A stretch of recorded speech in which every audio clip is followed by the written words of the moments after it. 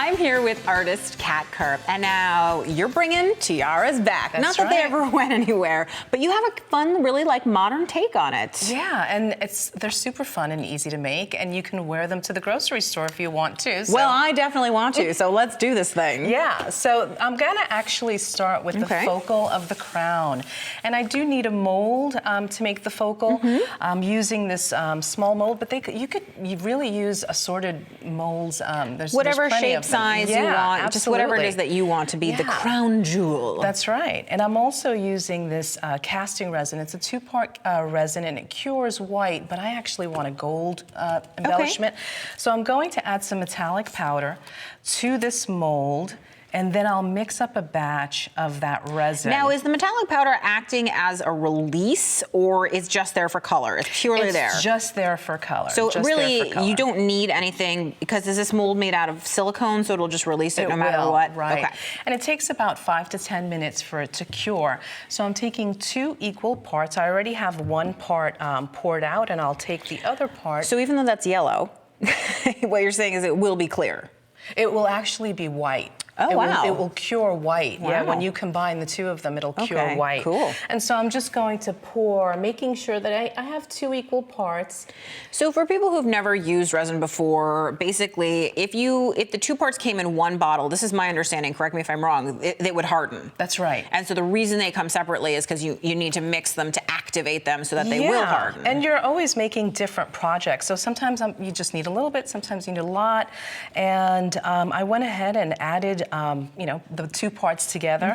I'm mixing it. It's a little cloudy. But once it starts to clear up, I know it's ready for me to pour into my mold.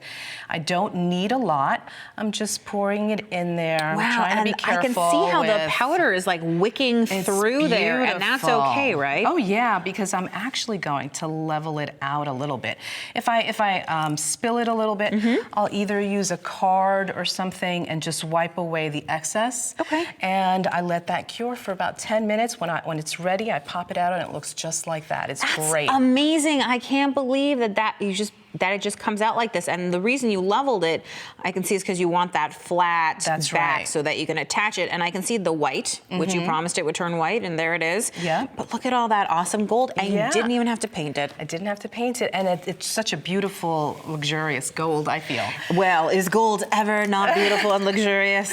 So now I want to bring that frame up a notch. I want to embellish it even more. So I have some packing tape here that I've already cut out. I'm going to take that frame. Why are you using packing tape? It's just a little easy to hold on to the frame. And it's also, I'm going to be putting some resin in here in the future. I don't want it to seep all over. This really kind of seals it right up. That's easy. And I'm also going to add some additional elements. So I'm going to take a little piece of cardstock that I cut out. And you can stick it right down to the tape and nothing's going to happen to it? So is the tape staying in there permanently? No, I'll remove it once it's cured. And it doesn't peel the paper? No, Oh. And so I'm going to take the rhinestone, I'll place it in there. Every crown needs some serious jewels. That's right. And because I am adding resin in the next step, I want to seal the paper. So I'm just going to take Why is that? Because if you don't, the resin is going to seep into the paper, and it's going to discolor the paper. So I want to keep it nice and white if I can. But it's not going to like disintegrate it or something. No, not at all. It will just discolor it a little bit. Then the reason that, of course, you're adding the matte medium after you've put the jewels in is because you only care about the part that shows. You don't actually care about the whole piece of paper. Right. And I'm using that to kind of hold my center rhinestone in there. Cool. And so now I'm ready to add some clear resin. And like before, this also comes in 2 parts. Okay. Oh, I have one here. Yep, one here and one here. And I've already poured one out, and I will pour the other half out. Now, the last time it was yellow and white, and that is or yellow and clear, and that made a white resin. Yes. And this time it appears to be clear and clear. That's right. So that makes clear. Yeah, it's a super vibrant, beautiful clear, actually. And I'll just grab a popsicle stick. I've never heard of clear referred to as vibrant, but I suppose that makes sense because it's like some things, some kind of clear coats magnify the colors that are underneath, while others seem to either dull. Like a matte medium is going to dull what's underneath, even though it's a clear coat. Right. And so now I'm just mixing the two parts together. You do have to mix this one a little bit differently. Okay. Unlike that one, you see it's already turning white. Yeah, I do see that. With the clear resin, I like to take it slow. I don't want any bubbles to develop, so I'll take it slow, mix it for about 2 minutes, and then I put it aside for an additional 2 minutes. Wow. Yeah, and that's what I would do at home. Right here, I'll just show you how I normally pour it into the bezel, into the And you into would the wait crown. for the matte medium to be dry and Yes. all that kind of stuff when you're at home. Yeah. And I would just put it in there, and I mean, it gives it a really nice shine. Now, if the resin were to go over the jewels, because I noticed that you're putting it on with a popsicle stick sort of in between in the moat or Yes. the channel there, like, would that matter? You know, it can flatten out the crystal, so I try to stay away from it. That's why I'm using the popsicle stick instead of pouring it in. And you so added that some tiny I added some little stars. stars for more bling. And then I let that resin cure for 24 hours. Okay. And then once it's done, it will actually come out like this. And you can see, this is a piece of adhesive that I added for another step, but the paper stays on there. It's perfectly okay. And the only additional step was that I took some glitter glue and I added even some more bling to, It's a crown. to the Hello. crown. Yes, it's a crown. And so now that I've made my focal point, Yeah. I want to make the base of the crown. Okay. And I do it the same exact way. I'm just using a different mold.